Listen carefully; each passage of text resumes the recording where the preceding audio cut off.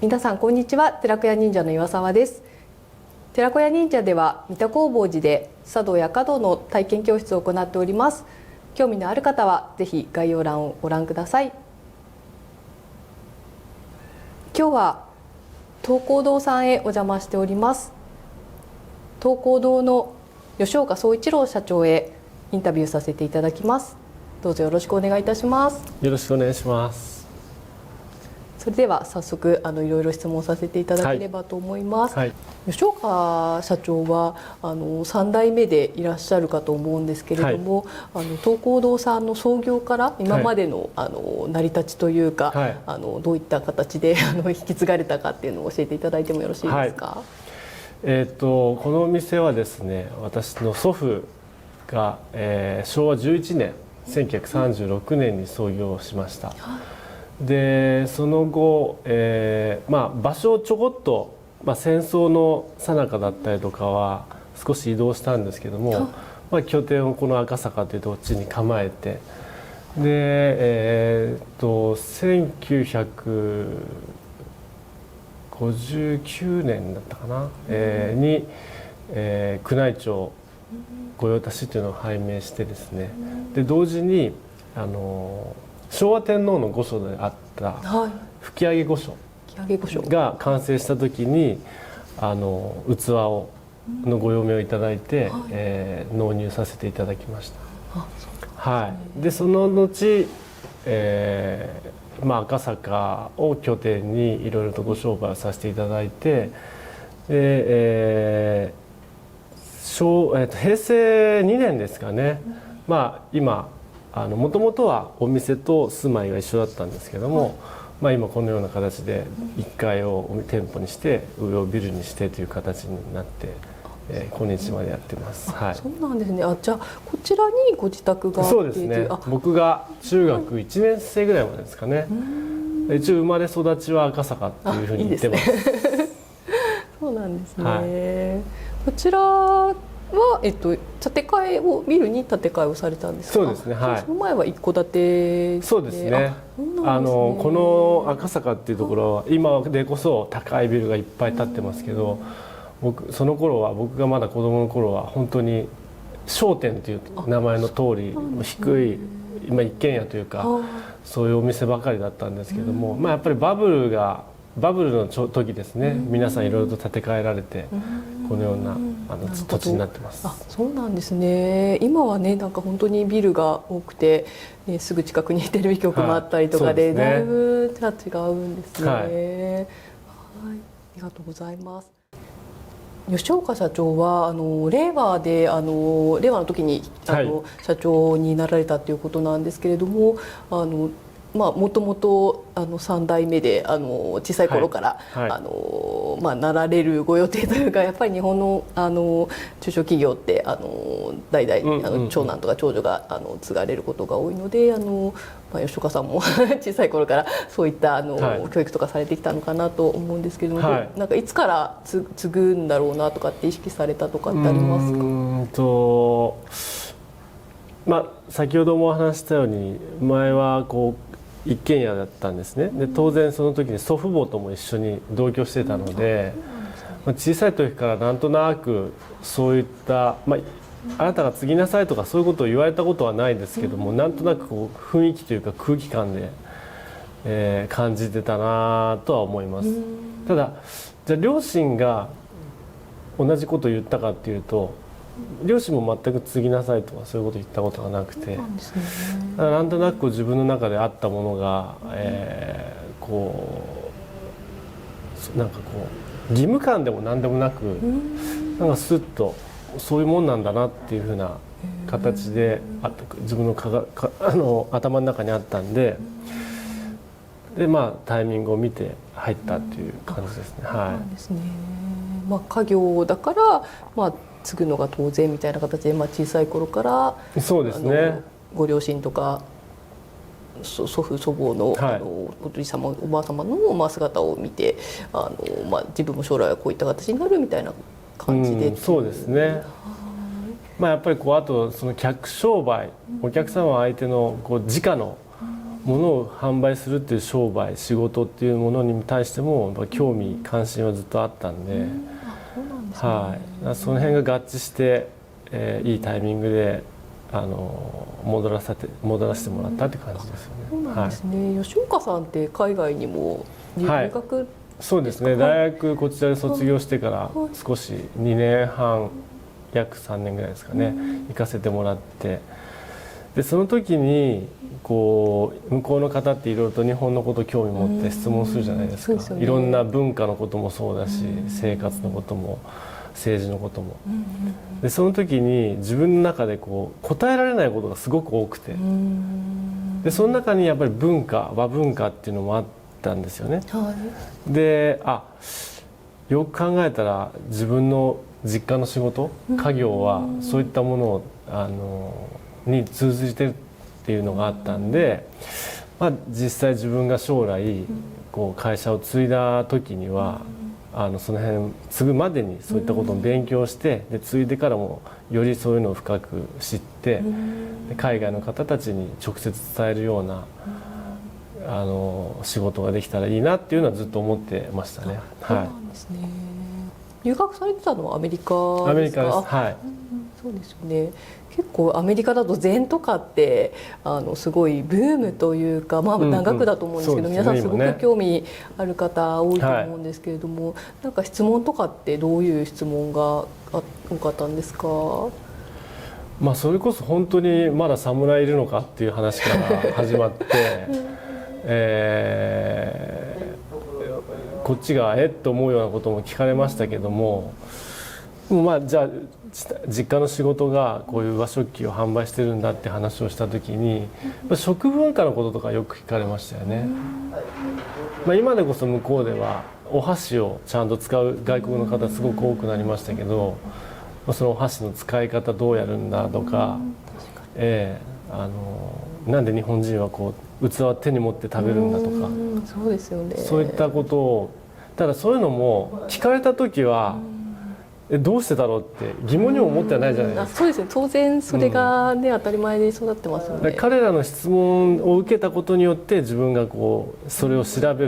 っていうきっかけになったってことはすごく良かったなと思いました。そうですよね。わかりました。なんかあれですよね。日本ってやっぱりその器を持って食べるっていう文化があると思うんですけど、海外って欧米って大体置いたままですよね。持ち上げると逆になんかちょっとそうですね。マナーにっていうふうに言ってますよね。で、一つ面白い話があって、日本人って手先器用っていうじゃないですか。でそれはその食文化にあって、その理由っていうか。今話しているようにこう日本人でこうお茶碗だったりお味噌汁のお椀だったりこう手に持って食べますよね。でそれを基本的に1日3回やるじゃないですか。3回の食事で。で器もちょっとずつ違いますよね。でそのなんかこうなんとなくちょっとずつの重さをこう左手であったり右手で持つことによって手先の感覚が研ぎ澄まされる。だから日本人は手先が器用な民族だっていうのをちょっとある人から聞いて、納得なるほどなと思いましたね。そうですよね。なんか器って本当に形が一つ一つ違うと思うんですよ。今日はちょっとご用意いただいているこういった湯飲みとかもこちら何焼きですか？これはね、はさみ焼きって言って長崎の、はさみいいですか？触らせていただいて失礼します。これはちょうどこの今少しインバウンドが戻ってきてなんですが、外国人の方がすごく好まれるデザインですよね。これ手であれですか？手びねりでしたっけ？なんですかね。これ自身は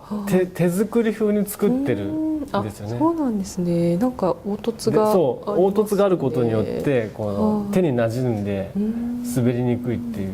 なるほど。滑りにくいっていう特徴もあるんですね。でこの模様は全部手書きで描いてるんで、こういうなんかちょっと斬新な雰囲気が海外の方には合うんじゃないですかね。確かになんか海外ではあんまりないですよね、こういったものっていうのは。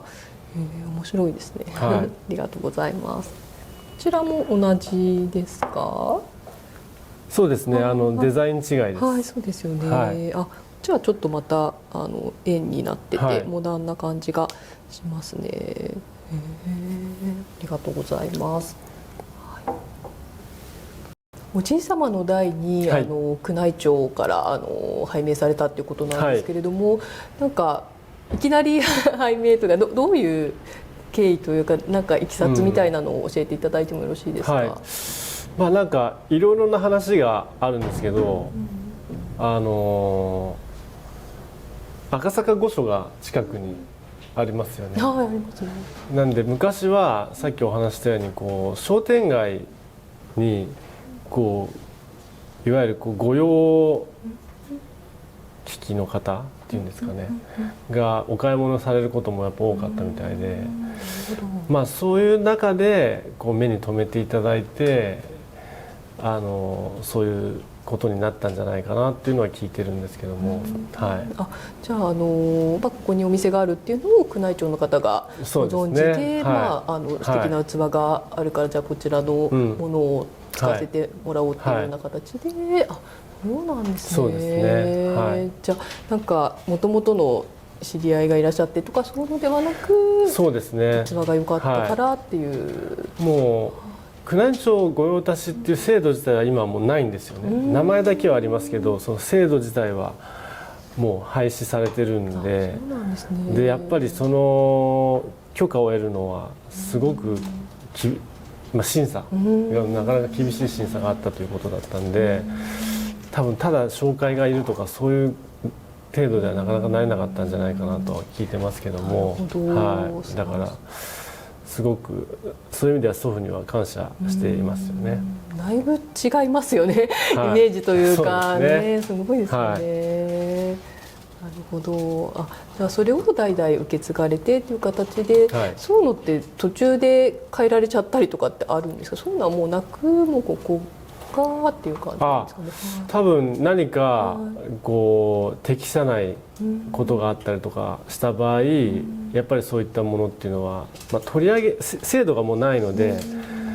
取り上げられるということはないとは思いますけども、おそらく何か必要な時のお声掛けとかっていうのはなくなっちゃうかもしれないですよね。そうなんですね。じゃあちょっと代々守っていかないとっていうプレッシャーみたいなのは、身の振り方に気をつけています。そうなんですね。次の代もねお子さんいらっしゃるので、はい、じゃあまた吉岡さんのお子さんが継がれるっていうような、なんですね。素晴らしいですね。はい。なんか以前の、はい、包装紙が菊の模様で、はい、友人にお祝いでプレゼントさせていただいた時に、はい、菊の包装紙だったのですごく驚かれてて、はい、なんかあんまり包装紙でなんかめったに当たらないんじゃないですけど、なんかね菊ってやっぱり、はい、ね皇室が使われる模様なのでなかなかちょっと使いにくいっていうのがあって、はい、すごいねみたいな感じで、はい、言われたんですけれども、なんかやっぱり許可みたいなものとかって必要なんですか？まあ、御用達なので、はい、まあ、あえて聞くみたいな形だったんですか？菊の御紋って、はい、天皇陛下のついてると思うんですけど、あれやっぱりこう花びらの数であったりとか八重になっていたりとかっていうのは厳密に決まってるんですよね。で例えばその花びらの数が違う菊の模様であれば全然問題なく使えるんですよね。はい、だからパスポートについてる菊の御紋も、あれは天皇陛下がつけられるものとはまた違うものなんですよね。なんで結構いろんなところで菊の御紋っていうのは見ると思うんですけど、ちょっとその辺の違いを見ると面白いかもしれないですね。はい、なんか菊の御紋イコールっていう感じではなく、はい、もうそれぞれというか違うものなんですね。はい、なるほど。ました今また包装紙一新されて、はい、こちらの、はい、包装紙かと思うんですけれども、こちらのお花は何の？これはですねボタンなんですよね。はい、でちょっと小さいんですけど、この壺花瓶がうちの、祖父が作ったロゴマークなんですよね。でその中にこのボタンがあしらってるんですけど、このデザインはそのままにしてこのボタンだけを抜いてこうやってちょっとランダムにあしらってるんですよ。で